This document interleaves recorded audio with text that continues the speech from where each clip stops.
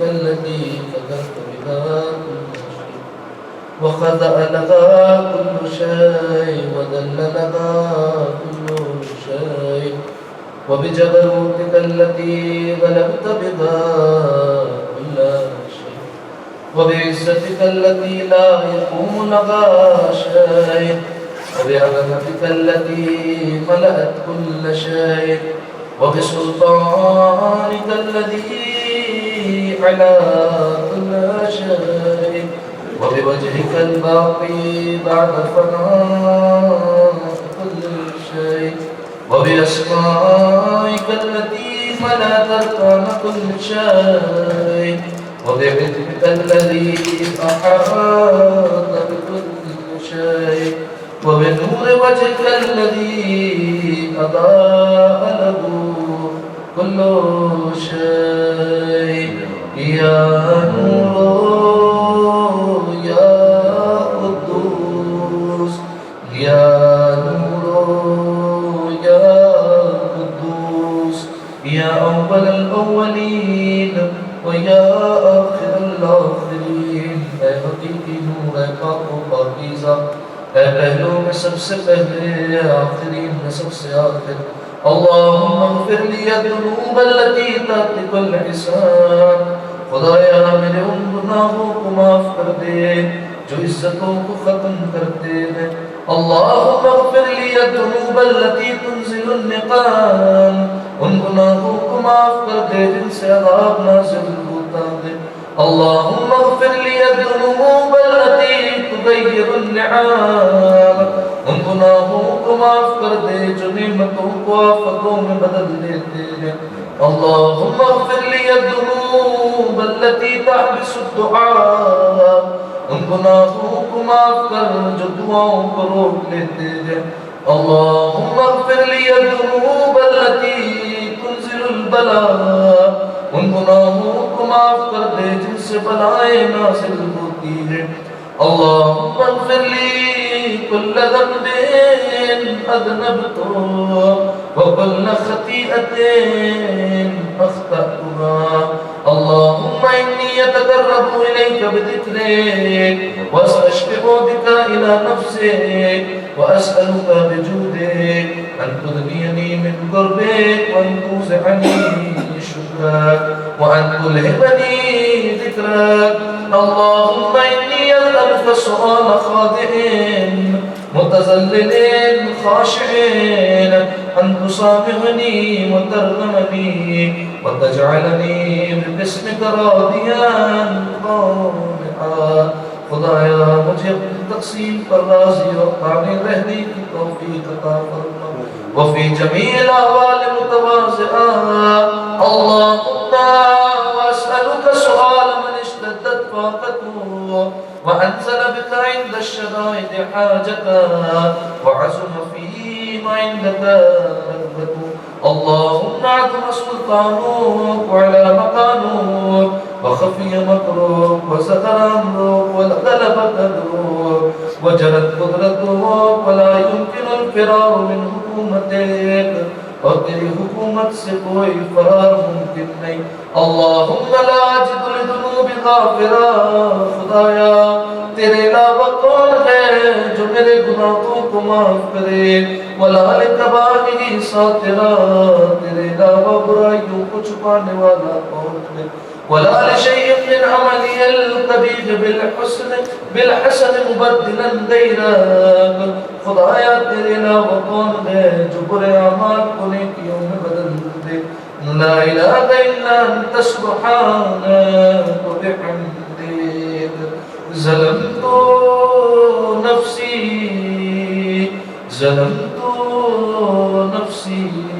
خدایا میں نے اپنی ذات پر ظلم کیا وتجرأت بجهلی اپنی جہالت کی وجہ سے جرأت کیے وسكنت الى قدیم ذکرک لی ومنک علی میں یہ سوچ کر مطمئن ہو گیا کہ پہلے بھی تو احسان کرتا رہا ہے اللہم مولایا کم من قبیح سترتا اے اللہ مولا کتنے کی گناہوں کی تو نے پردہ پوشی کی وَقَمْ مِنْ فَاتِقٍ مِنَ الْبَلَاءِ اَقَلْتَا کتنی ہی سخت بلاؤں سے مجھے بچا بچا لیا. وَكَمْ مِنْ عِثَارٍ وَقَيْتَا, کتنی ہی لغزشیں معاف کر دی. وَكَمْ مِنْ مَطْرُوبٍ دَفَعْتَا, کتنی ہی برائیاں مجھ سے دور کی. وَكَمْ مِنْ ثَنَاءٍ جَمِيلٍ لَسْتُ أَهْلًا لَهُ نَشَرْتَا, اور کتنی ہی تعریف جن کا میں اہل نہ تھا لوگوں میں مشہور کر دی. اللهم عظم بلائي وافرط بي سوء بالي وكسرت بي أعمالي وقعدت بي أغلالي وحبسني النفي بعد أملي وخدعت الدنيا بغرورها ونفسي بجنايتها ومثالي. يا سيدي فأسألك بعزتك ألا يحجب عنك دعائي سوء عملي وفعالي ولا تبساني بخفي ما اطلعت عليه من سري ولا تعاجلني بالعقوبة على ما عملته في خلقاتي. خدایا جو گناہ میں نے تنہائی میں انجام دیے گئے ان پر عذاب دینے میں جلدی نہ کرنا. من سوء فعلي وإساءتي ودوام تفريطي وجهالتي وكثرة شهواتي وغفلتي. وقل اللهم بعزتك لي في كل الأحوال رؤوفا وعلي في جميع الأمور عطوفا. إلهي وربي من لي غيرك أسألك كشف ضري والنظر في أمري. إلهي ومولاي أجريت علي حكما اتبعت فيه هوى نفسي ولم أحترس فيه من تزيين عدوي فغرني بما أهوى وأسأله على ذلك القضاء فتجاوزت بما جرى علي من ذلك بعد حدوده وخالفت بعد أوامره.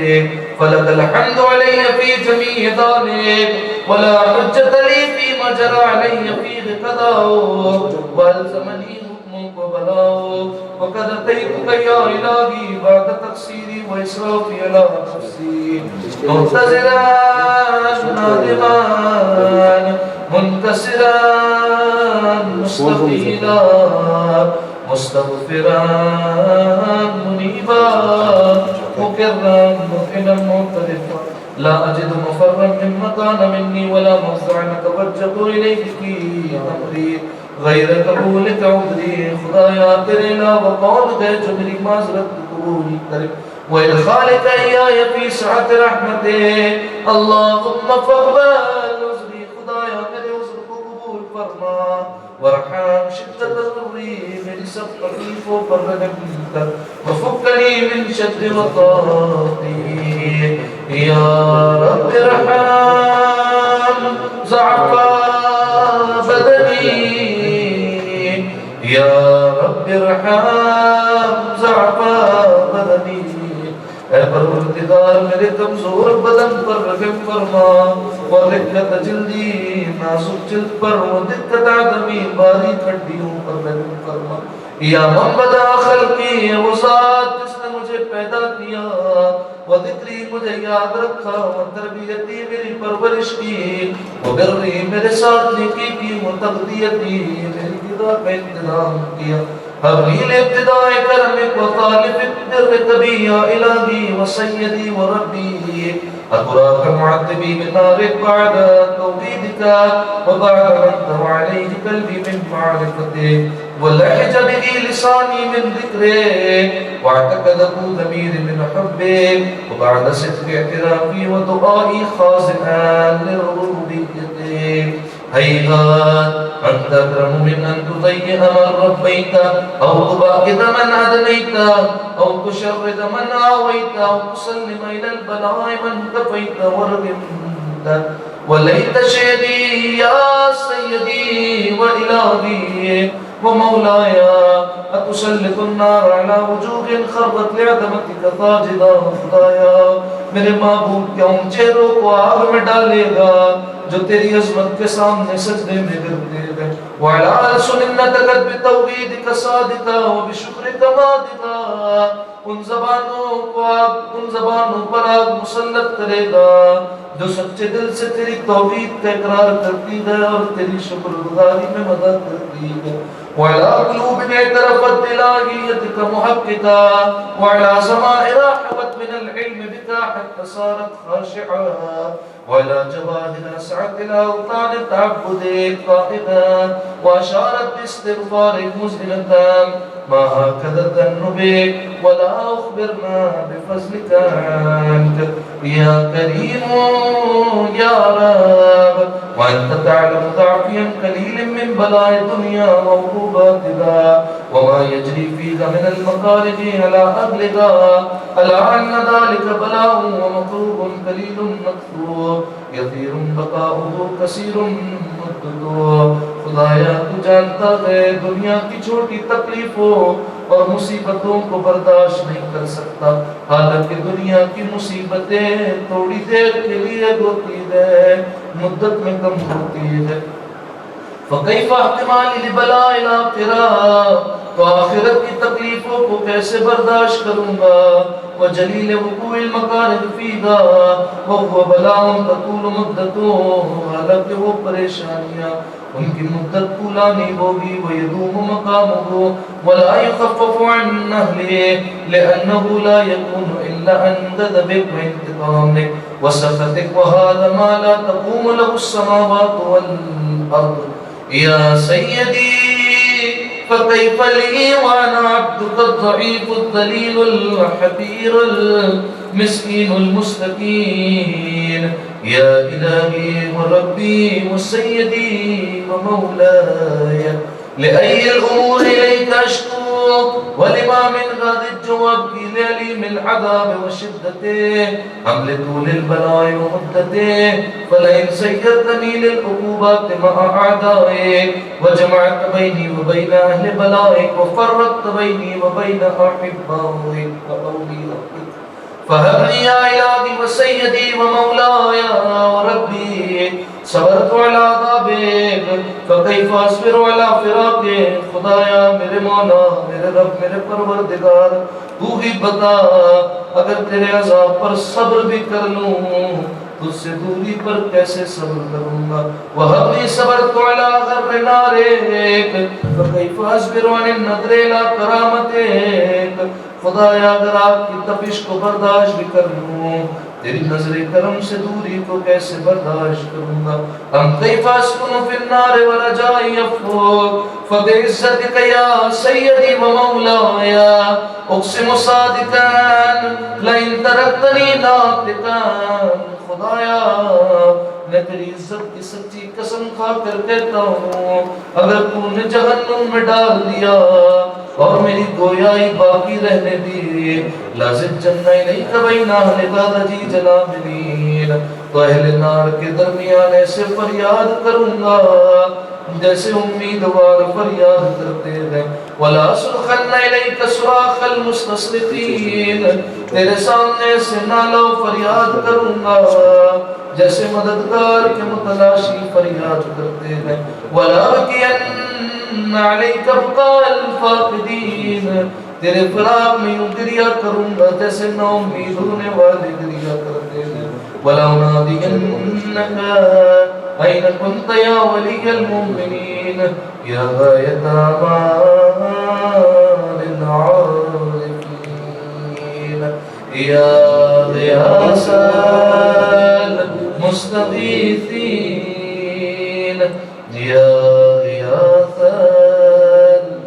المستغیثین یا غیاث المستغیثین یا حبیب قلوب الصادقین ویا الہ العالمین أفتراك سبحانك يا إلهي وبحمدك أسمع فيها صوت عبد المسلم سجن فيها بمخالفتك وذاك طعم عذابها بمعصيته وحبس بين أطباقها بجرمه وجريرته وهو يزج إليك زجيج معمل رحمتك ويناديك بلسان أهل التوحيد ويتوسل إليك بربوبيتك يا مولاي فكيف يبقى في العذاب وهو يرجو ما سلف من حلمك أم كيف تظلمه النار وهو يأمل فضلك ورحمتك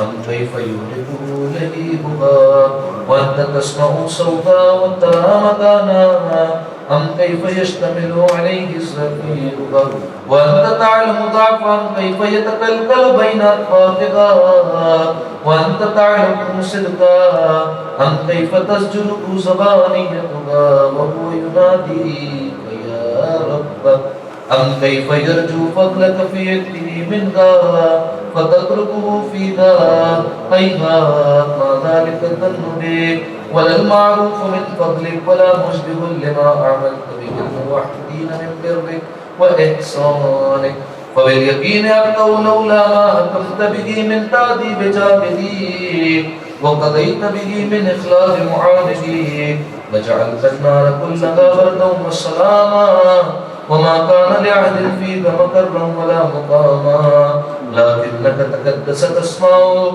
أقسمت أن تملأها من الكافرين من الجنة والناس أجمعين وأن تخلد فيها المعاندين وأن تجل ثناؤك قلت مبتدئا وتطولت بالإنعام متكرما أفمن كان مؤمنا كمن كان فاسقا لا يستوون إلهي وسيدي فأسألك بالقدرة التي قدرتها وبالقضية التي ختمتها وحكمتها وغلبت من عليه أجريتها أن تغب لي في غاد الليلة وفي غاد الساعة كل جرم أجرمته وكل ذنب أذنبته وكل كبير أسررته وكل جهل عملته كتمته أو أعلنته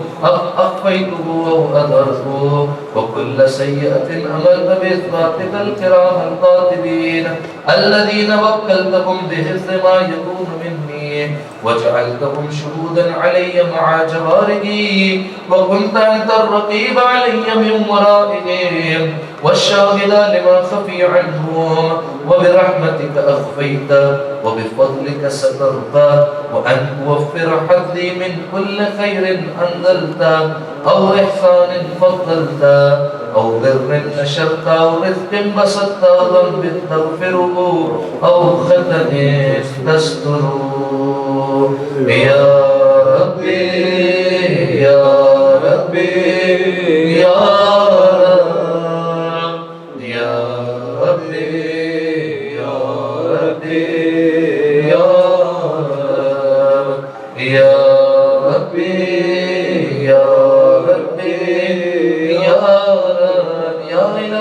سيدي ومولاي ومالك ربي يا من بيده ناصيتي يا عليما بضري ومسكنتي يا خبيرا بفقري وفاقتي يا ربي يا ربي يا رب يا ربي يا ربي يا أسألك بحقك وقدرتك وعظم صفاتك وأسمائك أن تجعل أوقاتي من الليل والنهار بذكرك مأمونا وبخدمتك موصولا وأعمالي لك مقبولا حتى تكون أعمالي وأورادي كلها بردا واحدا وحالي في خدمتك سرمدا يا سيدي يا من عليه معولي يا من إليه شكوت أحوالي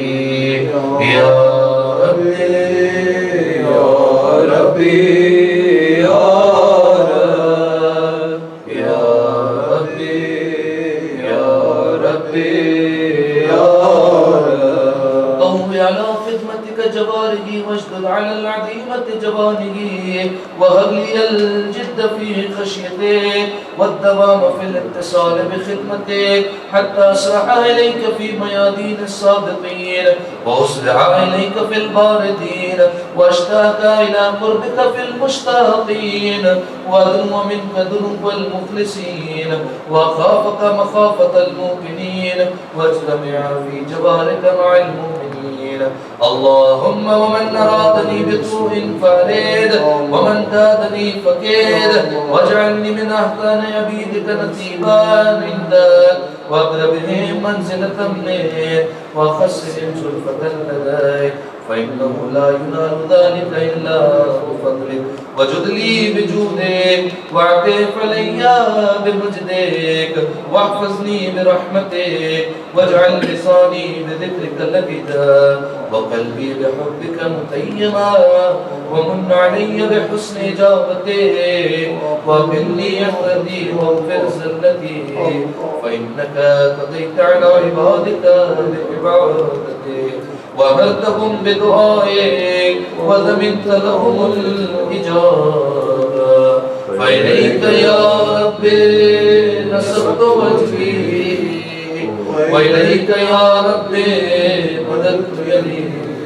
فبعزتك استجب لي دعائي وبلغني منايا ولا تفتح من فضلك رجائي واكفني شر الجن والإنس من أعدائي يا سريع الرضا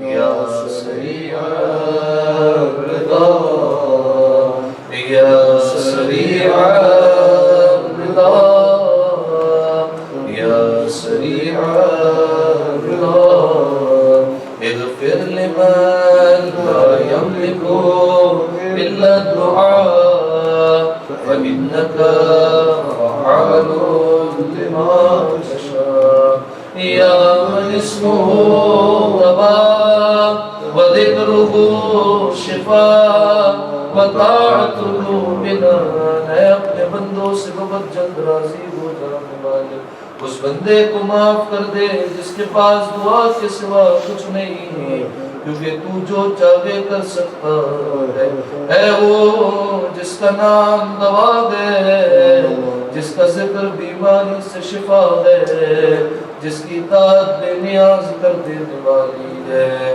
یا سریع الرضا یا سریع الرضا اغفر لمن لا يملك إلا الدعاء فإنك فعال لما تشاء يا من اسمه دواء وذكره الشفاء وطاعته بنان ارحمنا الراس مالك الرجاء اس پر رحم کر جس کے پاس صرف تیرے سے ہی امیدیں ہے وسلاح البقاء جس کا ہتھیار رونا ہے یا صابر النعام نعمتیں پوری کرنے والے یا دافع النقام سختیاں دور کرنے والے یا نور المستوحشین فی الظلام اے تاریکیوں میں ڈرنے والوں کے لیے نور یا عالم اللہ علام جسے پڑھایا نہیں ہے صلی علی محمد وآل محمد وافعل بما انت اہلو وصلی اللہ علی رسولہ والأئمة الميامين من آلہ وسلم تسلیما كثيرا كثيرا اللهم صل وسلم على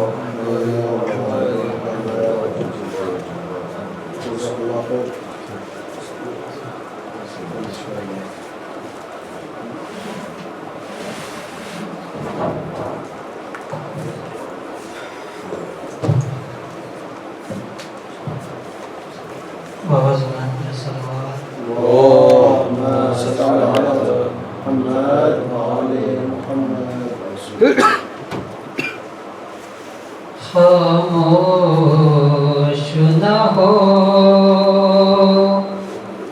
باپ سے باتیں کرو کہ خاموش نہ ہو باپ سے باتیں کرو کہ ہم تم کو ملا دیں گے ہم تم کو ملا دیں گے پھوپھی جان سے جا کر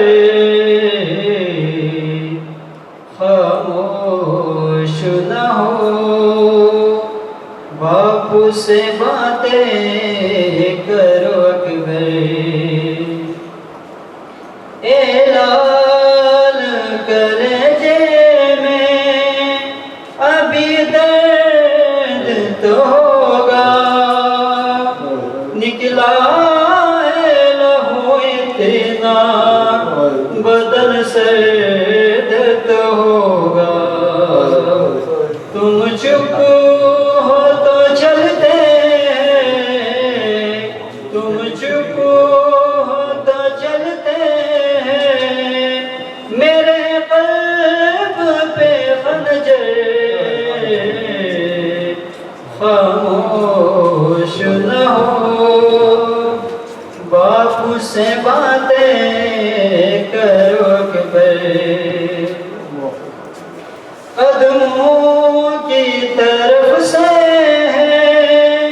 اٹھائے ہوئے بابا اور سر کی طرف سے سنبھالے ہوئے زہرا آنکھوں کو ذرا کھول کے آنکھوں کو ذرا کھول کے دیکھو تو یہ منظر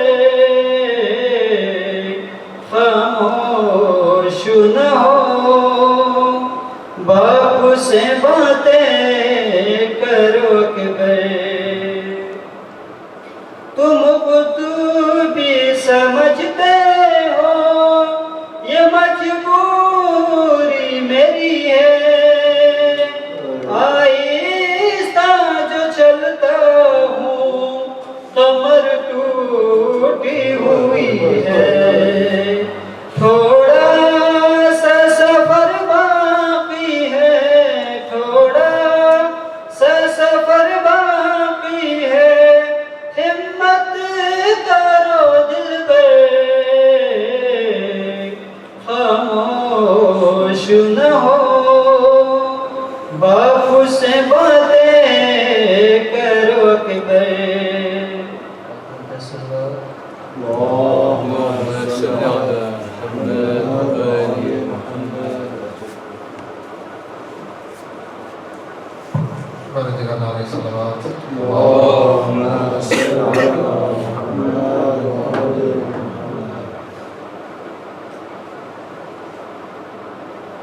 چچا میں آپ کی تربت بنانے آیا ہوں سکینہ بھی ہے پیاسی بتانے آیا ہوں چچا میں آپ کی تربت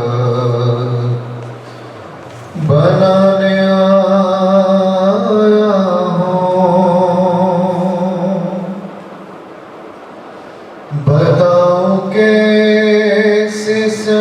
بتاؤں کیسے چچا کیا گزر گئی ہم پر ہر ایک شہر میں مارے گئے ہمیں پتھر تھی مائیں پھوپھیاں میرے ساتھ اے علی کے بسر یہ سارے ظلم کے قصے سنانے آیا ہوں چچا میں آپ کی تربت بنانے آیا ہوں سکینہ راہ میں ناکے سے گر گئی تھی ابھی وہی ہے تازہ روایت کمر پہ لکھی ہوئی ہے جاری دفعہ ایڑیوں سے میری لئی سے کھا کہ ابھی تازیان آیا ہوں چچا میں آپ کی تربہ بنانے آیا ہوں تمہارے سامنے آتی ہے شرم کہتے ہوئے یہ بات کرتا بھلا کیسے سامنے ان کے ابھی ہے دور یہاں سے بنی اسد والے ہے بھوبھی کی چھل گئی چادر بتانے آیا ہوں چچا میں آپ کی تربہ بنانے آیا ہوں سکینہ اب بھی ہے پیاسی بتانے آیا ہوں چچا میں آپ کی تربہ بنانے آیا ہوں محمد وآل محمد صلی اللہ علیہ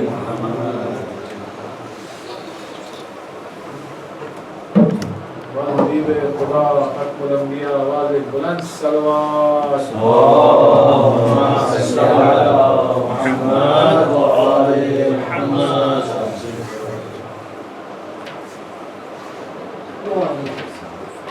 بآواز بلند تر صلوات اللهم صل على محمد وآل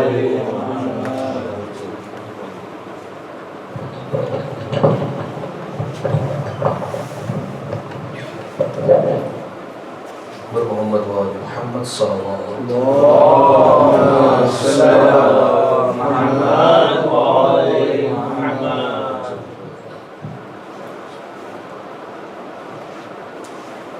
اعوذ باللہ من الشیطان اللعین الرجیم بسم اللہ الرحمن الرحیم الحمد للہ الذی یخلق ولم یخلق ويرزق ولا يرزق ويطعم ولا يطعم ثم الصلاة والسلام على عبدك ونبيك وصفيك ورسولك وخيرتك من الخلق أبي القاسم محمد اللهم صل على محمد وآل محمد وعلى أهل بيته الطيبين الطاهرين المعصومين المظلومين سيما ابن عمه علي عليه السلام وهو النبأ العظيم والصراط المستقيم والقرآن الكريم وهو الصديق الأكبر والفاروق الأعظم وحبل الله المتين وإمام المسلمين ووصي رسول رب العالمين واللعنة الدائمة على أعدائهم أجمعين أما بعد فقد قال الله سبحانه وتعالى في محكم كتابه المبين بسم الله الرحمن الرحيم يا أيها الذين آمنوا إن تنصروا الله ينصركم ويثبت أقدامكم صلوات على محمد وآل محمد اللهم صل على محمد وآل محمد جزاکم اللہ. سامعین محترم، روایتوں کے جملے ہیں کہ جب پیغمبر اکرم معراج پر تشریف لے گئے تو وہاں رسول اللہ نے کئی مناظر، کئی چیزیں اپنی آنکھوں سے مشاہدہ کی، کئی چیزیں دیکھی.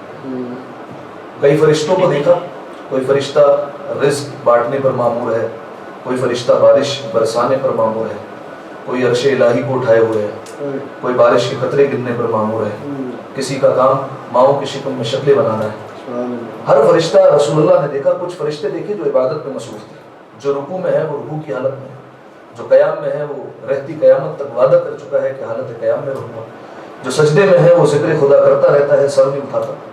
ایک فرشتہ رسول اللہ نے ان کے درمیان دیکھا جو عبادت میں مصروف تھا لیکن مکمل نماز پڑھ رہا تھا، تو رسول اللہ نے فوراً جناب جبرائیل سے پوچھا ہے جبرائیل اس فرشتے کی نماز کی کیفیت کیا ہے، بتاؤ اس کی نماز کے بارے میں کچھ۔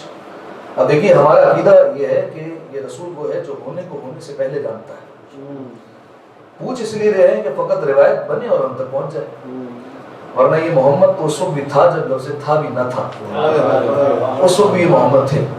تو اب پوچھا جبرائیل اس فرشتے کی ذرا عبادت کے بارے میں بتاؤ، کہا یا رسول اللہ یہ فرشتہ معمولی عبادت نہیں کرتا، کہا پھر، کہا 20,000 سال کی ایک نماز پڑھتا ہے۔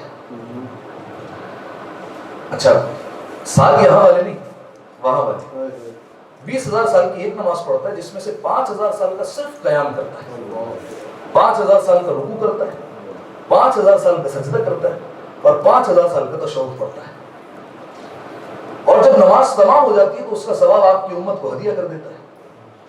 ہونا کیا چاہیے تھا کہ کائنات کا رسول کہتا اس فرشتے کا بڑا شکریہ کہ یہ ہماری امت کو ثواب بھیجتا ہے، یہ ہماری امت کا خیال رکھتا ہے، نمازیں ختم کرتا ہے تو ہماری امت کو ہدیہ کر دیتا ہے، گفٹ بیچتا ہے، لیکن رسول اللہ نے ایسا نہیں کہا۔ کہا جبرائیل تم کیا سمجھتے ہو میری امت اس ثواب کی محتاج ہے؟ تو جناب جبرائیل نے کہا یا رسول اللہ کیا مطلب؟ کہا اگر میری امت کے ماننے والے ہمارے ماننے والے ایک جگہ پر جمع ہو جائے اور ہم پر ایک مرتبہ درود بھیج دے اللہ اس سے زیادہ ثواب دے دیا کرتا ہے۔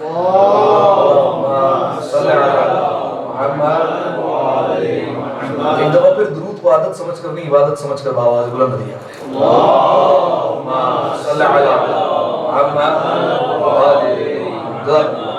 سامعین محترم، آج کی اس بابرکت اور روحانی مجلس اعلیٰ جو کہ منعقد ہوئی ہے مومن قریش، محافظ رسول، مربی رسول، شیخ البتہ، سید العرب، جناب عمران بدر کل ایمان، جناب ابو طالب علیہ السلام کی وفات کے سلسلے میں، لہذا آپ تمام کی خدمت میں تعزیت اور تسلیت بھی عرض ہے، اور بالخصوص زمانے کے امام کی خدمت میں تعزیت اور تسلیت عرض کرنے کے لیے مل کر ایک دفعہ اور آواز بلند سماعت لے کر اللہم صلی علی محمد۔ مختصر سی مجلس اعلیٰ ہے، جو 2-4 باتیں یاد ہیں وہ آپ کی خدمت میں بیان کر دیتے ہیں، ورنہ جناب ابو طالب کا ذکر اس ناپاک زبان سے اور اس کم وقت میں ممکن نہیں ہے۔ ابو طالب کے ذکر کے لیے یا تو اللہ کا قرآن چاہیے یا 14 کا فرمان چاہیے۔ اسی بات کو مد نظر رکھتے ہوئے سورہ مبارکہ محمد کی 7ویں آیت آج کی اس مجلس کے لیے میں نے آپ کے سامنے پیش کی۔ سورہ محمد آیت کا نشان 7، بڑی توجہ چاہ رہا ہوں۔ اس آیت میں پروردگار عالم تمام انسانوں سے بات نہیں کر رہا، تمام مسلمانوں سے بھی بات نہیں ہو رہی۔ ارشاد ہوتا ہے یا ایھا الذین آمنوا، اے ایمان والو۔ یہ بات اللہ کی اور مومنوں کے آپس کی، مسلمانوں کا یہاں کوئی کام نہیں۔ اور علماء تفاسیر نے لکھا کہ جب بھی اللہ قرآن مجید میں کہے یا ایھا الذین آمنوا، اے ایمان والو، تو دوسرے الفاظ میں اللہ کہہ رہا ہے اے علی کی ولایت پر باقی رہنے والوں سنو۔ اب اللہ کہہ رہا ہے قرآن میں اے ایمان والو ان تنصروا اللہ ینصرکم، اگر تم اللہ کی مدد کرو گے تو اللہ تمہاری مدد کرے گا، وَيُثَبِّتْ أَقْدَامَكُمْ، اور تمہیں ثابت قدمی عنایت فرمائے گا۔ میرا سوال ہے ہم میں سے کتنے جو اللہ کی مدد کر سکتے ہیں؟ کوئی ہے جو اللہ کی مدد کر سکتا ہو؟ کیونکہ ہم بچپن سے ہی یہ عقیدہ ہمیں پڑھایا جا رہا ہے کہ اللہ تو وہ ہوتا ہے جو محتاج نہیں ہوتا، اللہ وہ ہے جس کو کسی کی مدد کی ضرورت نہیں، بغیر آنکھوں کے دیکھ بھی سکتا ہے، بغیر کانوں کے سنتا بھی ہے، اسے کوئی پڑھانے والا نہیں ہے، وہ کسی شے میں کسی کا محتاج نہیں۔ اور اس بات کا اقرار ہم 5 وقت کی نمازوں میں بھی کرتے ہیں، اللہ الصمد، اللہ بے نیاز ہے، اللہ کو کسی چیز کی ضرورت نہیں، وہ کسی کی مدد کا محتاج نہیں۔ جو کسی کی مدد کا محتاج ہو جائے وہ سب ہو سکتا ہے، اللہ نہیں ہو سکتا۔ اب آپ مجھے انصاف سے بتائیے کیا یہ آیت آپس میں ٹکرا رہی ہے؟ ایک طرف قرآن کہتا ہے اللہ الصمد، اللہ بے نیاز ہے، ایک طرف کہتا ہے اللہ کی مدد کرو گے تو وہ تمہاری مدد کرے گا۔ تو اب یہ کلیش ہو رہا ہے آیت میں؟ نہیں، کلیش نہیں ہے۔ دیکھیے کلیش اس وقت تک لگے گا جب ہم اور آپ یہاں پر بیٹھ کر آپس میں معنی طے کرتے رہیں گے اور میننگ طے کرتے رہیں گے۔ بہتر ہے قرآن کا معنی ان سے پوچھا جائے جن کے گھر میں قرآن اترا ہے، وہ بتائیں بتائیں گے کہ قرآن کے معنی کیا ہے. تو علماء تفاسیر نے کلام اہل بیت کی روشنی میں لکھا کہ یہاں پر اللہ کی مدد سے مراد یہ ہے اس کے رسول کی مدد. اللہ کے رسول کی مدد کی جائے اس کا مطلب یہ ہے کہ جیسے اللہ کی مدد کر لی. اب کھنگالیے تاریخ کی کتابیں, اٹھائیے ساری کتابیں, دیکھیے کوئی ایسا ڈھونڈیے جو پل پل رسول کی مدد کرتا رہا ہو, جس نے رسول کو اپنی آغوش میں پالا ہو, جو رسول اللہ کی حفاظت کرنے کے لیے رسول کے بستر پر اپنے بیٹوں کو سلا دیا کرتا ہو, جو مربی رسول ہو, جو رسول کا پالنے والا ہو, جو مکاروں سے بچانے والا ہو, جو مشرکوں سے بچانے والا ہو. اب جملہ بدل کر کہتا ہوں, رسول اللہ کو مکے کے مشرک امین کہتے تھے. امین کا مطلب امانت دار. رسول اللہ کے پاس امانتیں رکھواتے تھے, وہ کہتے تھے ہمارا اور اس کا کوئی تعلق نہیں, لیکن ہے امین, ہے امانت دار, امانت میں خیانت نہیں کر سکتا. تو اب ایک جملہ مجھے کہنے کی اجازت دیں کہ جس کے پاس مشرک کے منافق, مکار, کافر, عیار, عیاش, بدماش اپنی امانتیں رکھوائیں اسے محمد کہا جاتا ہے, اور جس کے پاس محمد جیسی امانت خود اللہ رکھوائے اسے ابو طالب کہا جاتا ہے. محمد جیسی امانت حوالے کر دے, یہ آسان بات تو نہیں ہے کہ محمد جیسی امانت دی جائے. دیکھیے اب آئیے میں جو ہے وہ ابتدا سے آپ کے سامنے تاریخ بیان کرتا چلا جاتا ہوں. 17 ربیع الاول کو رسول اللہ نے آنکھیں کھولی. جب دنیا میں آئے تو رسول اللہ کے والد کا سایہ سر پر موجود نہیں تھا, جناب عبداللہ نہیں تھے. پرورش کس نے کی؟ ابتدا کے 2 برس جناب آمنہ رسول کی والدہ نے پرورش کی. جناب آمنہ چلی گئی تو اب ذمہ داری آئی دادا کے کاندھوں پر. دادا ہے جناب عبد المطلب. جناب عبد المطلب نے پرورش کرنا شروع کی. کتنے سال تک پالا؟ 6 سال تک وہ پالتے رہے. جب جانے کا وقت ہوا جناب عبد المطلب کا, انہوں نے محسوس کیا کہ اب میں زندہ نہیں رہوں گا, تو اپنے سارے بیٹوں کو جمع کر لیا, اور سارے بیٹوں کو جمع کرنے کے بعد کہا کہ دیکھو محمد کی حفاظت کا ذمہ میں تم میں سے کسی کو دینا چاہتا ہوں. کون ہے جو محمد کی کفالت کر سکتا ہے, پرورش کر سکتا ہے, جو محمد کو پال سکتا ہے اور حفاظت کرے گا؟ کون ہے تم میں سے؟ تو اب سارے بیٹوں کی خواہش تھی کہ ہمارے پاس یہ ذمہ داری آ جائے. لیکن بیٹوں نے مشورہ کر کے جناب عبد المطلب سے کہا بابا جان یہ طے نہیں کرے گا کہ یہ اس بات پر منحصر نہیں ہے کہ ہم فیصلہ کریں, یہ نہیں دیکھا جائے گا ہم کیا چاہتے ہیں, یہ دیکھیں محمد کیا چاہتا ہے, محمد کس کے پاس رہنا چاہتے ہیں. تو جناب عبد المطلب نے بڑی شفقت سے کہا ہے میرے پوتے محمد کس کے پاس رہنا چاہتے ہو؟ رسول اللہ نے اپنے سارے چچاؤں کو دیکھنا شروع کیا اور ایک ایک کرتے کرتے نگاہیں رک گئی جناب ابو طالب پر. کہا اے دادا جان میں اپنے چچا ابو طالب کے پاس رہوں گا. جناب ابو طالب نے ہاتھ پکڑا, گھر کی طرف لے کر آئے. اب تاریخ مکمل ہسٹری بیان کر رہا ہوں. لے کر آئے گھر پر, جناب فاطمہ بنت اسد کے یہاں پر آئے. اب دیکھیے ابھی تک اعلان رسالت کیا نہیں ہے, اعلان رسالت کریں گے 40 سال. پھر جملہ سنیے, رسول ہے, نبی ہے, اعلان نہیں کیا ابھی, بتایا نہیں, گھر میں رہ رہے. جناب فاطمہ بنت اسد کہتی ہیں کہ عجیب عجیب معجزے دیکھتی ہوں میں. ایک دن رسول اللہ کھڑے ہوئے تھے, درخت تھا سامنے کھجور کا, رسول اللہ کو بھوک لگی تھی. درخت اتنا اونچا ہے کہ رسول کا ہاتھ نہیں جاتا بظاہر. رسول اللہ کھڑے ہوئے اور کہنے لگے ایتو شجرۃ انا جائع, اے درخت تو دیکھ نہیں رہا میں بھوکا ہوں. بس یہ کہا, درخت نے جھکنا شروع کر دیا اور رسول کے قدموں میں آ گیا. رسول نے کھجوریں توڑی اور کھائی. یہ سارا ماجرا جناب فاطمہ بنت اسد دیکھ رہی ہے. ہوتا یہ تھا کہ جب گھر پر دستک ہوتی تھی تو دوڑ کر کنیزیں کھولا کرتی تھی. آج جب کنیز دوڑنے لگی جناب فاطمہ بنت اسد نے کہا ٹھہرو میں کھولوں گی. جناب ابو طالب تھے, جناب ابو طالب سے پورا ماجرا بیان کیا, کہا ایسا ایسا ہوا. جناب ابو طالب نے کہا کیوں نہ ہو, انہ نبی, یہ نبی ہے. آپ نے غور نہیں کیا, ابھی اعلان رسالت نہیں ہوا. ابو طالب کو کافر کہنے والے ذرا یہ بتائیں, ابھی اعلان نہیں ہوا اور یہ تصدیق کر رہے کہ یہ نبی ہے, یہ نبوت کے عہدے پر فائز ہوگا. بلکہ اس سے بڑھ کر جملہ کہیے, سنیے کہ جناب ابو طالب نے ایک اور جملہ کہا ایک مقام پر, جب جناب فاطمہ بنت اسد نے کہا مجھے رشک ہوتا ہے محمد پر, اتنا باکمال, اتنا حسین, اتنا پیارا بچہ. اب دیکھیے رسول اللہ بڑے خوبصورت تھے. بعض لوگ جناب رسول اللہ کی خوبصورتی بیان کرنے کے لیے جناب یوسف سے ملا دیتے ہیں. میں کہتا ہوں کہ مالکوں کی چیزیں نوکروں میں تلاش مت کیا کرو. وہ کہتے ہیں محمد کا حسن دیکھنا ہو تو یوسف کو دیکھنا. نہیں, ایک جملے میں بیان کرتا ہوں, جس پر زلیخا عاشق ہو جائے اسے یوسف کہتے ہیں, جس پر خدا عاشق ہو جائے اسے مصطفیٰ کہتے ہیں. رسول اللہ نے بیان فرمایا جناب فاطمہ بنت اسد سے اصبری ستًا, 30 سال انتظار کیجیے. انی ابشرک بمثلہ الا بالنبوۃ, میں آپ کو ایسے ہی بچے کی بشارت دیتا ہوں. 30 سال انتظار کر لیجیے, الا النبوۃ, بس صرف نبوت نہیں ہوگی اس کے پاس. یعنی کیا مطلب؟ فرمایا جتنا یہ پیارا ہے اتنا ہی وہی پیارا ہوگا, جتنا اس کا قد ہے اتنا ہی اس کا قد ہوگا, جیسے یہ چلتا ہے ویسے ہی وہ چلے گا, جیسے یہ بولتا ہے ویسے ہی وہ بولے گا, جیسے یہ کلام کرتا ہے ویسے ہی وہ کلام کرے گا. بس فرق اتنا ہے, یہ نبوت کا سردار ہے, وہ امامت کا سردار ہوا کرے گا, بس اتنا سا فرق ہے. اب جناب فاطمہ بنت اسد دیکھیے معجزے ہوتے رہتے ہیں. اب ایک وہ وقت آیا, وقت گزرتا رہا, میں واقعات بیان کرتا ہوں آپ کی خدمت میں. وقت گزرتا رہا اور وہ مرحلہ آ گیا کہ 30 سال مکمل ہوئے.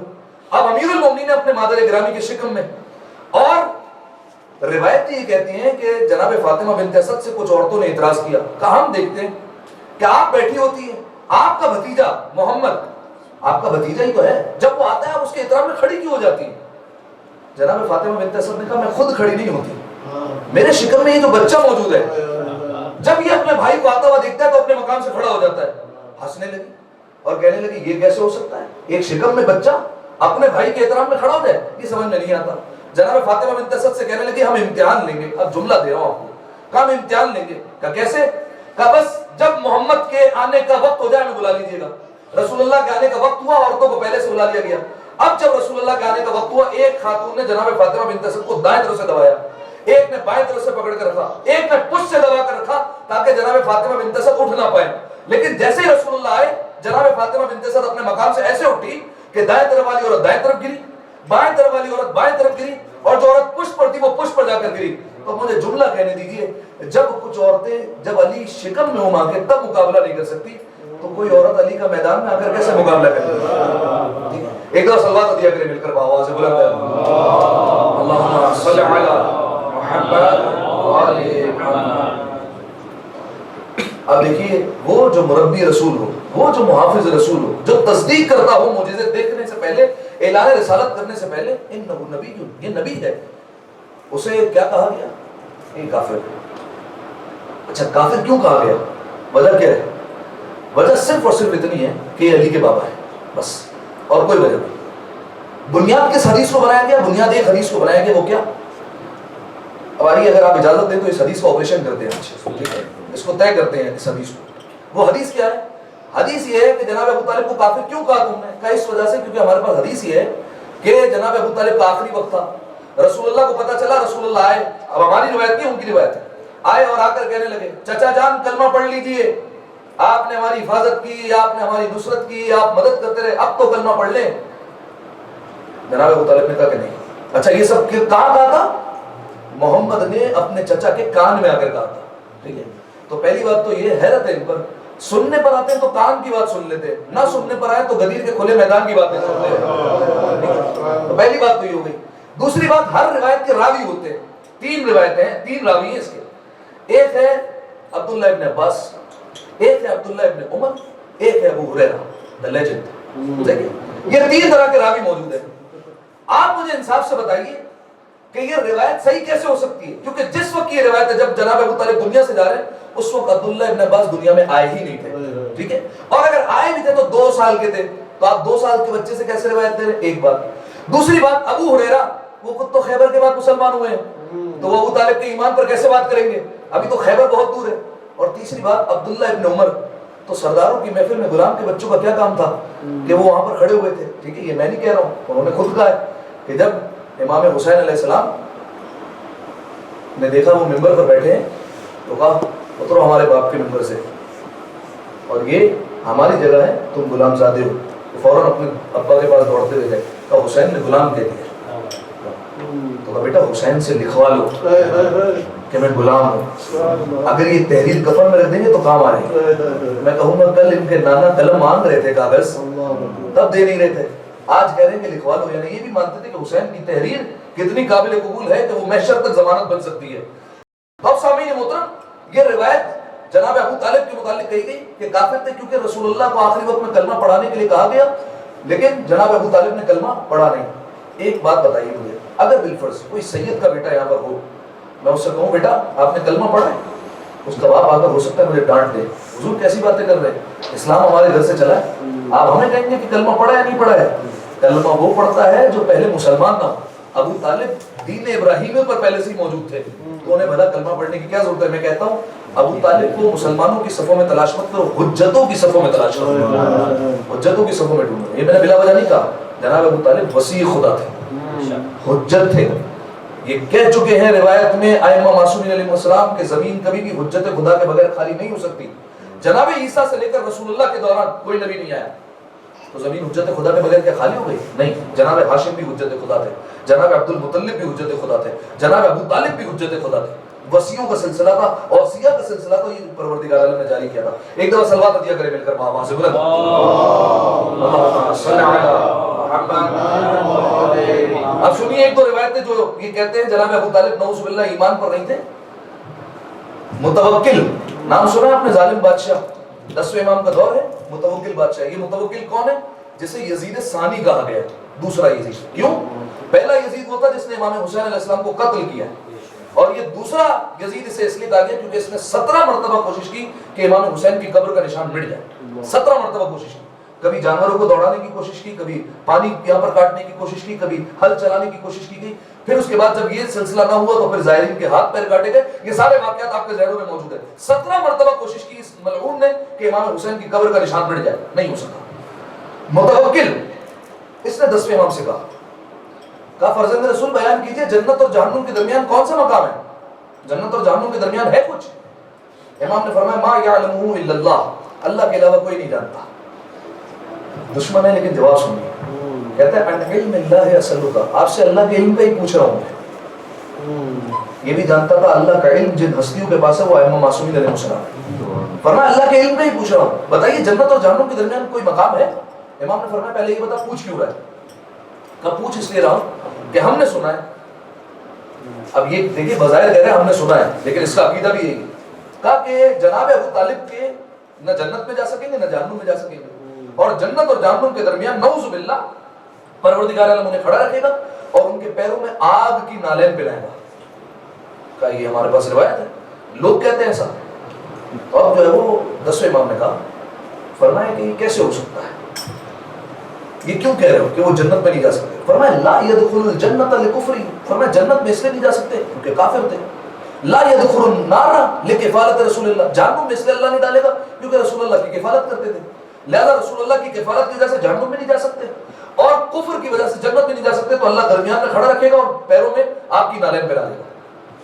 10ویں امام نے سنا, امام نے کہا وائے ہو تجھ پر. اب جملہ سنیے امام نے کہا, فرمایا لو وضع ایمان ابی طالب فی کفۃ و ایمان الخلائق فی کفۃ اخری لرجح ایمان ابی طالب. فرمایا اگر اللہ ایک ترازو لگائے اور ایک پلڑے پر تمام مخلوقات کا ایمان رکھ دے, صرف انسانوں کا نہیں, فرشتے ہو گئے, جنات ہو گئے, فرشتے ہو گئے, سب کا ایمان ایک پلڑے پر رکھے اور دوسرے پلڑے پر ایمان ابو طالب رکھ دے, لرجح ایمان ابی طالب, ابو طالب کا ایمان آگے چلا جائے گا, بازی لے جائے گا. کیوں بھلا عقل اس الزام پہ حیران نہیں, کیوں بھلا عقل اس الزام پہ حیران نہیں, کل ایمان کا پدر صاحب ایمان نہیں, کیوں بھلا عقل اس الزام پہ حیران نہیں, کل ایمان کا پدر صاحب ایمان نہیں, اور محسن بانی اسلام اگر کافر ہے پھر تو اس دہر میں کوئی بھی مسلمان نہیں. عجیب تاریخ ہے, جس نے رسول اللہ کو اور علی کو پالا اس کو کافر کہتے ہیں, اور جس نے یزید و معاویہ جیسے بچے پال کر دیے اسے مسلمان کہتے ہیں. یہی سوال امیر المومنین سے بھی کیا گیا تھا. امیر المومنین علی ابن ابی طالب علیہ السلام والسلام,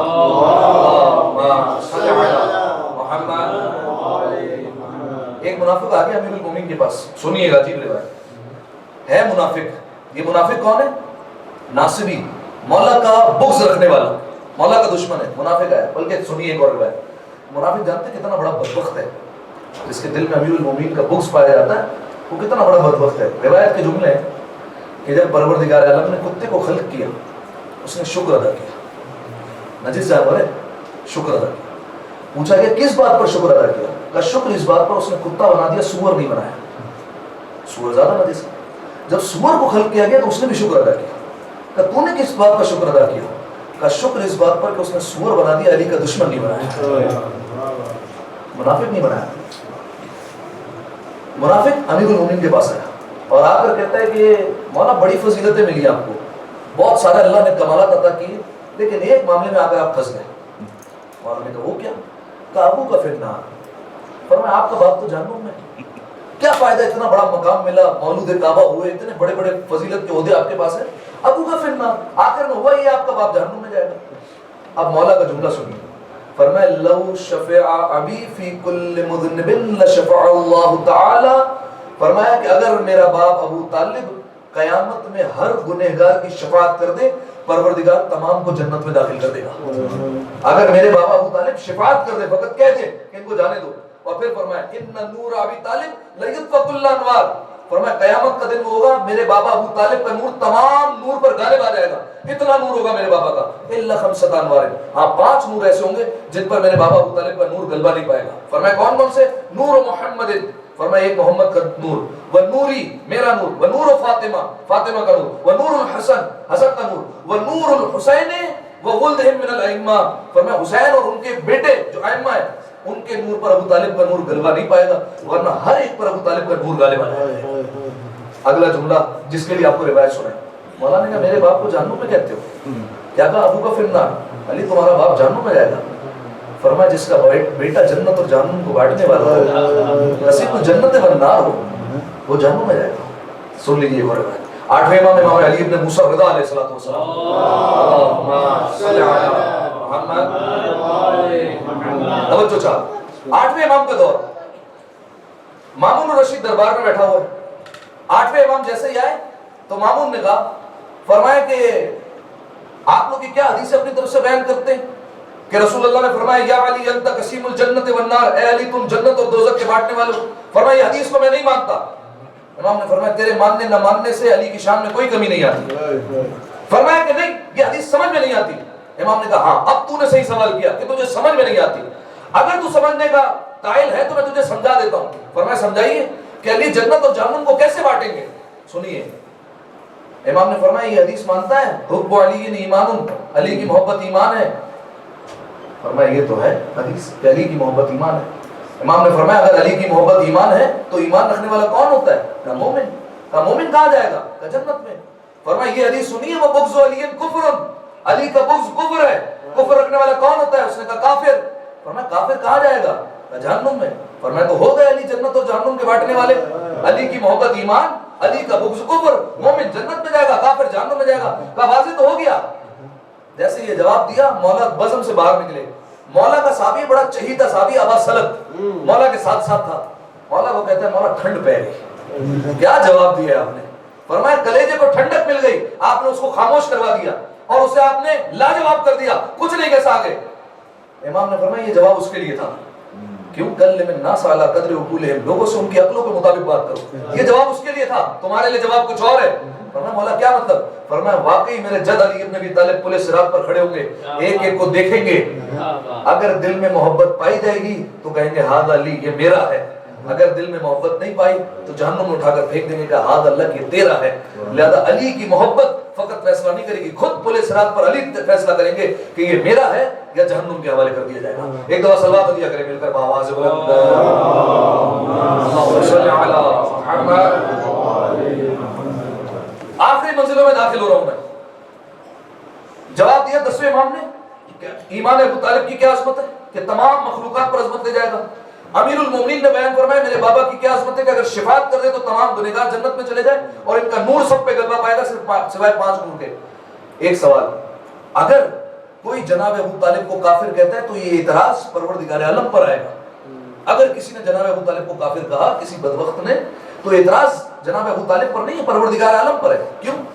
ایک کافر کو سونپ دی محمد کی حفاظت، ایک کافر کے حوالے اپنا رسول کر دیا، ایک بات۔ دوسری بات، اگر کافر تھے جناب ابو طالب تو پروردگار عالم نے توحید کا پہلا جلسہ ابو طالب کے گھر میں کیوں کروایا؟ توحید کا پہلا جلسہ کون سا ہے؟ دعوت ذوالعشیرہ۔ دعوت ذوالعشیرہ ہو رہی ہے، پروردگار عالم کی طرف سے حکم آ گیا وانذر عشیرتک من الاقربین، اے محمد اپنے قریبیوں کو ذرا ڈرائیے۔ جلسہ کہاں ہونا چاہیے؟ مالک تیرا گھر ہے کھانے کا، وہیں پر وہ جلسہ، توحید کا جلسہ توحید کے گھر میں ہو، وہاں جلسہ ہونا چاہیے۔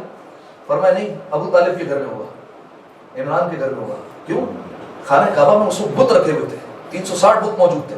اس کا مطلب رحمان کے گھر میں بت تھے، عمران کے گھر میں بت نہیں تھا۔ رحمان کے گھر میں بت موجود تھے، عمران کے گھر میں بت نہیں تھا۔ اور جناب ابو طالب سے جو رسول اللہ نے پوچھا چچا جان جلسہ کرنا ہے، اپنے عزیز و اقارب میں ایک اعلان کرنا چاہ رہا ہوں، چچا جان ذرا بتائیے کیسے انتظام کیا جائے؟ جناب ابو طالب نے کہا کھانا کھلائیں گے، کھانا کھلانے پر سب کو بلا لیں گے۔ اچھا جلسہ ہو گیا، سب کو کھانا کھلانے کے لیے بٹھایا گیا، سب نے کھانا کھایا، اور اس کے بعد ابو لہب اٹھا اور کہا کہ چلو سب، کسی کی کوئی بات نہیں سنتی۔ رسول اللہ مایوس ہو کر بیٹھ گئے۔ آپ سمجھے، رسول اعلان کرنے والے تھے لیکن رسول اللہ کا اعلان نہیں سنا، کھانا کھا لیا پہلے، اعلان نہیں سنا۔ نیاز کو مانتے تھے، مجلس کا بائیک آؤٹ کرتے تھے، نیاز کو ماننے والے تھے، تو اب جو ہے وہ کھانا کھا کے چلے گئے۔ رسول اللہ مایوس ہوئے، جناب ابو طالب نے کہا اے میرے بھتیجے محمد، فکر کرنے کی بات نہیں، کل پھر جلسہ ہوگا۔ اگلے دن پھر رکھی گئی مجلس، پھر جلسہ ہوا، پھر لوگوں کو بلایا گیا، پھر سارے رشتہ دار آئے، ویسے ہی کھانا لگایا گیا، اور اس کے بعد پھر ابو لہب اٹھا اور لے کر سب کو نکل گیا۔ اب رسول اللہ کی آنکھوں سے آنسو نکلے، آنسو نکلے، جناب ابو طالب سے برداشت نہیں ہوا۔ فرمایا اے میرے بھتیجے محمد، کل کا انتظار کرو، کل تم تقریر کرو گے، ان میں کسی میں ہمت نہیں ہوگی اپنے مقام سے اٹھ کر چلے جائے۔ پوری دعوت رسول اللہ نہیں سنی، فقط ایک جملہ سنا رہا ہوں جناب ابو طالب کی عظمت کے لیے۔ جب اگلا دن آیا اور سب نے کھانا کھایا اور ابو لہب اپنے مقام سے اٹھنے لگا، تو ایک طرف سے ابو لہب اٹھے، ایک طرف سے جناب ابو طالب اٹھے، ایک طرف سے کعبے کا چور اٹھا، ایک طرف سے کعبے کا محافظ اٹھا، ایک طرف سے بت پرست اٹھا، ایک طرف سے محمد کا سرپرست اٹھا، ایک طرف سے قذاب اٹھا، ایک طرف سے 14 صادقین کا باپ اٹھا۔ حیدر ہو کہ حسنین کے سجاد خدا ہو، حیدر ہو کہ حسنین کے سجاد خدا ہو، باقر ہو کہ جعفر ہو کہ موسیٰ کے رضا ہو، جواد تقی ہو یا نقی مست دعا ہو، سرکار حسن عسکری انجم بقبا ہو، یا مہدی آخر جو حجابوں میں چھپا ہو، ہر جز اسی پیکر غالب سے ملے گا، ہر فرد کا شجرہ ابو طالب سے ملے گا۔ درود پڑھ دیجئے ایک دفعہ مل کر بآواز بلند، صلی علی محمد۔ جناب ابو طالب اپنے مقام سے کھڑے ہوئے، اب لہجہ سنیے، تاریخ کی ضمانت سے کہہ رہا ہوں۔ ابو لہب کو کہا اسکت یا حمار، حمار کسے کہتے ہیں؟ او گدھے چپ ہو جا، تاریخ کے الفاظ، اسکت یا حمار، گدھے چپ ہو۔ اب دیکھیے یہ لہجہ بڑا مشکل ہوتا ہے کہ ایک طرف آپ بالکل غصے سے بات کریں اور اگلے ہی لمحے فوراً آپ کے دل میں رحم آ جائے۔ فرمایا اسکت یا حمار، گدھے خاموش ہو، بیٹھ جا اپنے مقام پر، کیوں میرے بھتیجے کو بولنے نہیں دیتا؟ اسے بٹھا دیا، اور اس کے بعد پھر مڑے رسول اللہ کی طرف، اپنے ابا کے دامن سے ہاتھ اٹھائے، فرمایا یا سیدی و مولایا، فرمایا اے میرے سردار، اے میرے مولا، میرے بھتیجے اٹھیے، وَبَلِّغْ مَا أُنزِلَ إِلَيْكَ مِن رَّبِّكَ، آیت کے لفظ ہیں یہ، معلوم ہوا پہلے عمران کے دہن سے نکلتے ہیں، بعد میں قرآن کا حصہ بنا کرتے ہیں۔ پہلے عمران نے کہا ہے، فرمایا بلغ ما انزل الیک من ربک، اور جو آپ کے رب کی طرف سے پیغام آ چکا ہے پہنچا دیجئے، وہ دے دیجئے ان کو پیغام۔ کیا کہا؟ یا سیدی و مولایا، اے میرے مولا۔ گویا پروردگار عالم کی طرف سے آواز آئی، اے محمد هل جزاء الاحسان الا الاحسان، احسان کا بدلہ احسان کے سوا کچھ نہیں ہوتا، یاد رکھنا تمہیں احسان اتارنا ہے۔ آج ابو طالب نے بھرے مجمع میں تمہیں مولا کہا ہے، کل غدیر کے میدان میں 1.25 لاکھ کے مجمع میں تم بھی ابو طالب کے بیٹے کو مولا کہہ کر احسان اتار دیا۔ صلوات دیا کرتے مل کر بآواز بلند، صلی علی محمد۔ نصرت کرتے رہے، مدد کرتے رہے، حفاظت ہوتی رہی، بھتیجے کو بچاتے رہے۔ ایک وقت تو آیا کہ پورا خانوادہ شیب ابی طالب میں محصور ہو گیا، قید کر دیا وہاں پر۔ کیا وہ اس کے بیک گراؤنڈ تھے، پس منظر کیا تھا، اس کے جو ہے وہ کازز کیا تھے، وجوہات کیا تھی، وہ کسی اور موقع پر انشاءاللہ۔ لیکن پورا خانوادہ شیب ابی طالب میں آ کر محصور ہو گیا، قید کر دو سب کو۔ یہ جواب ہے ان لوگوں کے لیے جو کہتے ہیں جناب خدیجہ کے پاس اتنی دولت تھی، وہ صرف کہاں ہوئی، خرچ کہاں ہوئی۔ ایک موقع ان میں سے یہ ہے کہ شیب ابی طالب میں خرچ ہوا، 3 سال تک قید کر کے رکھا گیا ہے۔ 3 سال تک اتنا بڑا خانوادہ، اتنا بڑا قبیلہ، سب کا کھانا کیسے آتا ہے؟ جناب خدیجہ کی دولت سے۔ کوئی کھانا دینے کے لیے تیار نہیں ہوتا، لوگ جاتے ہیں 4 گنا 5 گنا پر جا کر وہی اناج خرید کر آتے ہیں، اور پھر جو ہے وہ پورے خانوادے میں وہ کھانا پکایا جاتا ہے اور بانٹا جاتا ہے۔ کس کی دولت سر پوری؟ جناب خدیجہ کی۔ ایک ہی سال دونوں ہستیاں رہی ہیں، 26 رجب جناب ابو طالب میں، ٹھیک اس کے 1 مہینے 14 دن بعد جناب خدیجہ چلی گئی 10 رمضان۔ رسول اللہ کے دل پر بڑا گرہ گزرا، اس سال کو عام الحزن قرار دیا، غم کا سال۔ جو لوگ کہتے ہیں 3 دن کا سوگ مناؤ، کائنات کا رسول 1 سال کا سوگ منا رہا ہے، عام الحزن، غم کا سال ہے۔ جناب خدیجہ، جناب ابو طالب دونوں محسن اسلام چلے گئے۔ جناب ابو طالب کی عظمت کا آپ اس بات سے اندازہ لگائیے کہ جناب ابو طالب جب دنیا سے گئے، کیونکہ مکے میں ہر موقع پر حفاظت کی، جیسی دنیا سے گئے آیت اتر گئی، اے محمد اب یہ مکہ آپ کے رہنے کے قابل نہیں رہا، مکہ چھوڑیے، ہجرت کر جائیں، اور مدینہ ہجرت کر کے آ گئے۔ یہ ہے جناب ابو طالب کی عظمت. ایک شخص تھا جو محمد کی نصرت کرتا رہا اور مدد کرتا رہا. ادھر ابو طالب نے آنکھیں بند کی کہ محمد مکہ بھی چھوڑ دیجیے, اب مکہ آپ کے رہنے کے قابل نہیں تھا. شہر ابی طالب میں 3 سال تک محصور رہے, 3 سال تک قید رہے. جب جناب ابو طالب دنیا سے تھے اس وقت 85 برس کے تھے, 85 ایئرس, 85 سال.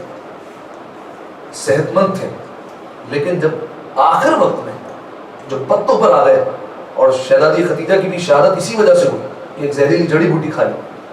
جناب ابو طالب جب غذا میں اتنا فرق آیا, اتنے کمزور ہوئے کہ تاریخ کہتی ہے ان کی شکم کی, ان کے پیٹ کی جلد اتنی باریک ہو گئی تھی کہ اندر سے پتے نظر آیا کرتے تھے, اتنی باریک ہو گئی تھی. اب جناب ابو طالب جب اس دنیا سے گئے, امیر المومنین روتے روتے آئے رسول اللہ کے پاس. یا رسول اللہ ماں تابی, یا رسول اللہ میرے بابا ابو طالب دنیا سے چلے گئے. رسول اللہ نے پلٹ کر کہا, فرمایا میرے بابا بھی تھے. جناب فاطمہ بنت اسد کے موقع پر کہا تھا, امیر المومنین نے کہا تھا ماتا امی یا رسول اللہ, یا رسول اللہ میری مادر گرامی گئی, چلی گئی. بل ماتا امی, میری مادر گرامی گئی. جناب ابو طالب کے موقع پر بھی آئے رسول اللہ. جناب ابو طالب میں طبیعت خراب تھی, ایک منظر پہلے کا بھی سن لیجیے. آئے اور آ کر اپنے چچا کا سر زانوں پر رکھ لیا, رونے لگے. جناب ابو طالب کی پیشانی پر پسینہ تھا. فوراً سوال کیا, چچا جان آپ کے لیے پانی لے کر آؤں؟ عجیب جملہ تھا, اے محمد جب تمہارے چہرے کو دیکھ لیتا ہوں تو پانی کی ضرورت نہیں لگتی, پیاس نہیں لگتی, تمہارا چہرہ کافی ہے. جناب ابو طالب دنیا سے گئے. رسول اللہ روتے روتے سارے انتظام کرتے رہے, جنازے کے ساتھ ساتھ چلتے رہے. جنازے کو خاندان یہی کی جملہ کہتے رہے, چچا جان آپ چھوڑ کر چلے جائے, اب میری نصرت کون کرے گا, اب میری مدد کون کرے گا, میری حفاظت کرنے والا کون ہے, کون بھلا میری مدد کرے گا. روتے جاتے. سپرد خواب بھی کر دیا. میں جناب ابو طالب سے ایک جملہ کہوں گا, خوش نصیب ہے کہ آپ کا جنازہ اٹھا تو صحیح, آپ کے جنازے کو دفن تو کیا گیا. کربلا میں آپ ہی کا پوتا حسین تھا, بے گورو بے کفن رہا, نہ کوئی دفنانے والا تھا نہ کوئی کفنانے والا تھا. ایک وارث تھا, ہاتھوں میں ہتھکڑیاں تھی, پیروں میں گڑیاں تھی. بڑی خوش نصیب اپنے آپ کو سمجھیے گا اگر آنکھوں سے آج آنسو چھلک جائے کہ آپ محمد کے چچا کا غم منانے آئے. روایت کے جملے ہے 12 محرم آ گئی. 12 محرم کہاں تھا, بنی اسد کا قبیلہ باہر آیا, دیکھا لاشیں بکھرے ہوئے. وعدہ کیا تھا امام حسین سے کہ لاشوں کو دفن کر دیں گے, لیکن لاش کی پہچان یا تو سر سے ہوتی ہے یا لباس سے ہوتی ہے. سروں کو کاٹ کر نوکے نیزہ پر بلند کر دیا گیا ہے اور لباس کو لوٹ لیا گیا ہے.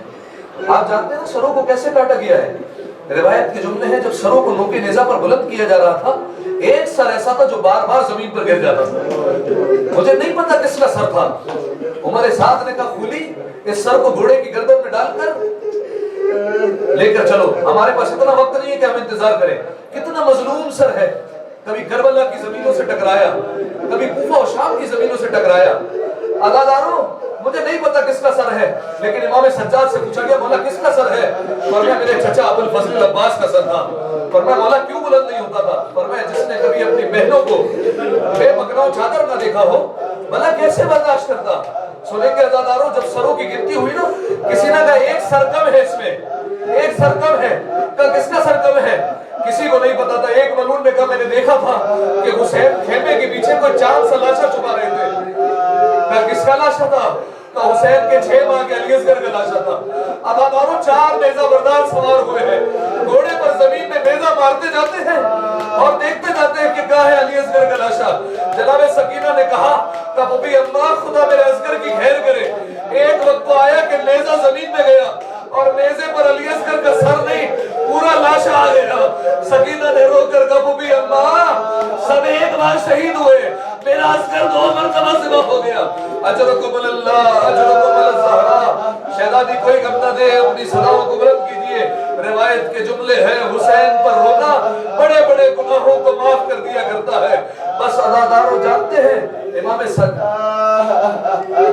جب بنی اسد کا قبیلہ آیا نا دیکھا پہچان نہیں ہو سکتی لاشوں کی. کسی نے مشورہ دیا گڑھا کھودو اور سارے لاشوں کو دفن کر دو. عزاداروں سارے لاشیں دفن ہونے والے تھے, لیکن اتنے میں کوفہ سے کوئی آیا اور کہا ٹھہرو ٹھہرو, میں بتاتا ہوں کہ کون سا لاشا کس کا ہے. یہ کون ہے؟ میرا بیمار امام معجزے سے آیا ہے. اس کے بعد مولا بتاتے رہے دیکھو یہ حبیب کا لاشا ہے, دیکھو یہ مسلم اوسجا کا لاشا ہے, دیکھو یہ جون کا لاشا ہے, دیکھو یہ زہیر کین کا لاشا ہے. کسی نے بڑھ کر پوچھ لیا مولا یہ کس کا لاشا ہے؟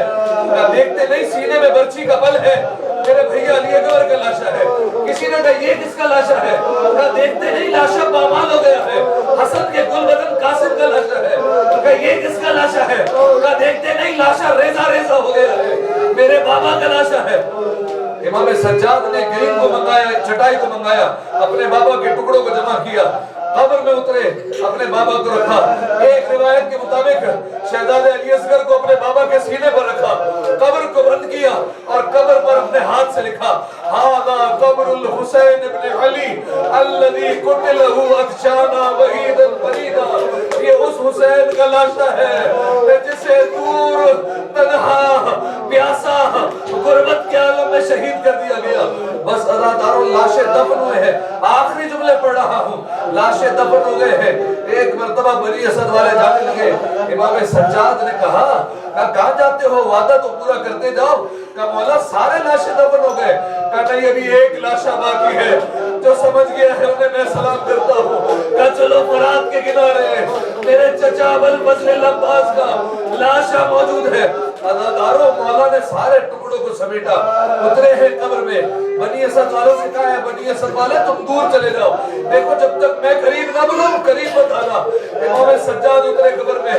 بنی اسد والے کہتے کافی دیر ہو گئی, میرا مولا قبر سے باہر نہ آیا. ہمیں خوف ہوا کہ کہیں ایسا نہ ہو کہ مولا کو گش آ گیا ہو. کہتے ہم آگے بڑھے, ارے کیا دیکھا, ایک بھتیجا اپنے چچا کے سینے پر سر رکھ کر رو رو کر کہتا جاتا ہے چچا آپ یہاں آرام کر رہے ہیں. ارے آپ کی بہنوں کا پردہ چھن گیا, چچا آپ آرام کر رہے ہیں, سکینہ کو تماچے لگ رہے ہیں, بچی کے گوشت والے چھن گئے ہیں. چچا سکینہ آپ کو بڑا یاد کرتی ہے. اجرکم اللہ اجرکم الزہرا. یہاں سجاد نے اپنے چچا کو دفنایا, وہاں محمد نے اپنے چچا ابو طالب کو دفنایا. میں ہاتھوں کو جوڑ کر کہوں گا یا رسول اللہ اے علی مرتضیٰ آپ یتیم ہو گئے, ہم آپ کی یتیمی پر رو گئے ہیں, لیکن یا رسول اللہ اے مولا جب آپ یتیم ہوئے آپ کو کسی نے تماچا تو نہیں مارا. آئیے کربلا ایک 4 برس کی بچی تھی, جب اپنے بابا کے جنازے پر آئی ہے, کوئی تماچے مارتا تھا, کوئی تازیہ میں مارتا تھا. بچی کہتی جاتی تھی چچا آج لکھ دی چچا.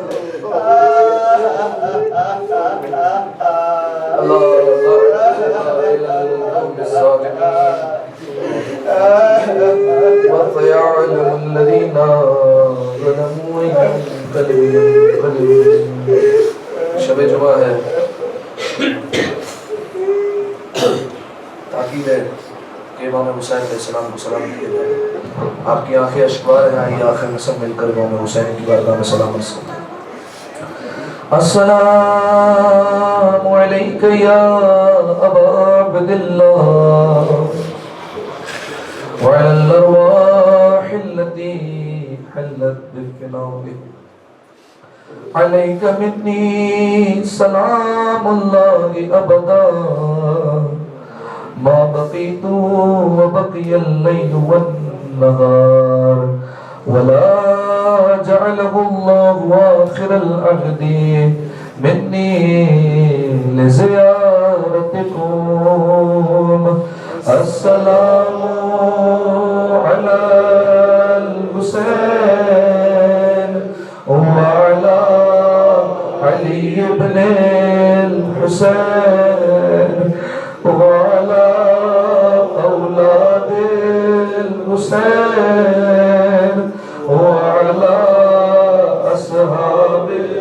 جس کے دل میں کربلا جانے کی تمنا ہے, السلام علی الحسین وعلی علی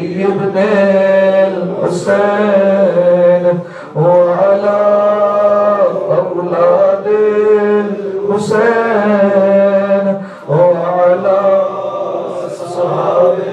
4 سال کی یتیمہ کے لیے آخری مرتبہ مل کر السلام علی الحسین وعلى علي بن الحسين وعلى أولاد الحسين وعلى أصحاب الحسين.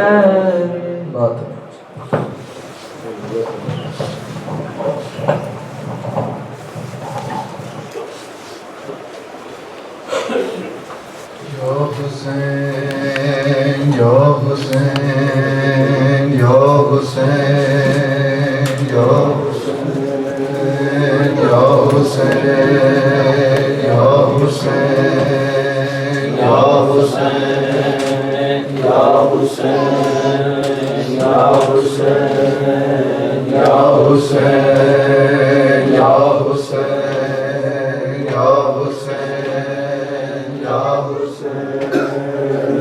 Hussein, Ya Hussein, Ya Hussein, Ya Hussein, Hussein, Ya Hussein, هيا على خير العمل، هيا على خير العمل، هيا على خير العمل، هيا على خير العمل. يا حسين، يا حسين، يا حسين، Ya Hussein, Ya Hussein, هيا على خير العمل، هيا على خير العمل، هيا على خير العمل، هيا على خير العمل، هيا على خير العمل. يا حسين، يا حسين،